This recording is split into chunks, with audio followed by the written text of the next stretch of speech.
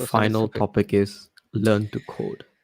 Learn to code. I'm Yeah. telling you, So. as a beginner, jQuery kind of, even though I come from a JavaScript background, like I knew how to code in Java, JavaScript, Python, all these languages, I just couldn't wrap my head around jQuery and JavaScript for some reason. Like I can do it when it's pure code, when it's just like completely code without Webflow. But for some reason, I just cannot wrap my head around HTML, like Webflow with code. Like Mhm. I don't know how to explain it, but it is something that if you're coming from a You coding can't really background, merge the two, right? Yeah. yeah, I couldn't see how I could merge. Like, oh, there's a text here. I could do it on. Sorry, am I hitting the mic?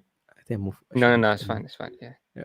Like in the coding side, when I'm like on the code editor, I can see like, oh, to target this text, I just need this line of code.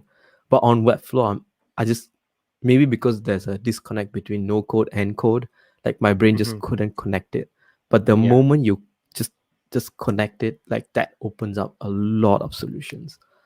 Like your mind, I swear to God, the first day I saw like the code works, I'm like, bro, now nothing is impossible on Webflow. And I think that is the power of Webflow. It's the custom code that you can add to the website.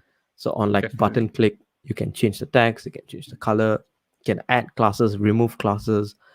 jQuery has like, now almost every website has jQuery on well, every project of mine has jQuery on it. And I think learning how to use that is again going to set you aside from the other beginners. And sometimes using code is much faster than just using Webflow. Once you Definitely. know how Yeah. to use it, you're just like, oh shit, 2 lines of code is gonna do it. Then in Webflow you have to use like 3-4 classes to do it. Yeah, so I think learn So the code. yeah, man, that is And very you're good in the points you process said. of it Yeah. right now, right? Yeah. I've never came from a coding background. I just knew HTML and CSS. Yeah, I really like what Brian said. The more value you can provide makes you stand out from your competition. And I mentioned this in the last episode, where just stand out a third of an inch. And once you, not even a third of an inch, bro, like 5 centimeters, like if you can stand out that much, like just a little bit, that literally puts you at so much of an advantage. And I don't know if I mentioned this previously. Actually, I want to just talk about a little story about how standing out kind of made me win a project, right? So I think I was on this YouTuber's Instagram story and I saw that he posted a promotion of an app. So I went on the app and it was like a matchmaking app, right? And so what I done, and that kind of app, their demographic was really very specifically targeted, and it kind of met my demographic. And I done a bit of research. I found out the owner, the CEO, and stuff, and all of the people behind it. And I reached out to them. And before I reached out to them, what I done just to make myself stand out, what I done is I quickly just designed a landing page. Um, yeah, thank you very much, Brian. But yeah, I just quickly designed the landing page for the app because I checked their website and it was complete garbage. Even though the app was amazing, for some reason I don't think they had the budget to invest in a website or they just couldn't be bothered. So what I done right is I just designed a landing page for them, and I think I put it on InVision. It's like a software that you can use to put up a design and they can comment on it and stuff. So I just sent that link to them and then they viewed it. The CEO viewed it, and yeah, we literally um he was really happy about the design. Said, oh, this is so sick, and yeah, man, we would love for you to do our website one day and stuff. And then I think a few months later they reached back out to me and said, yeah, let's hop on a sales call. And yeah, I closed 2 projects that day. One was for the actual website. Now all I have to do is just develop the design that I've done, and also I closed another project for his own personal brand website.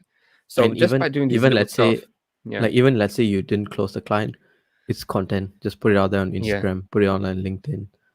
Or you Yeah, can just change up the content on the content and website just and just do release it it to as a someone else. portfolio item. Yeah, yeah, So it's just so like just doing these little stuff, and that landing page probably took me 2-3 hours to build, which is that kind of time.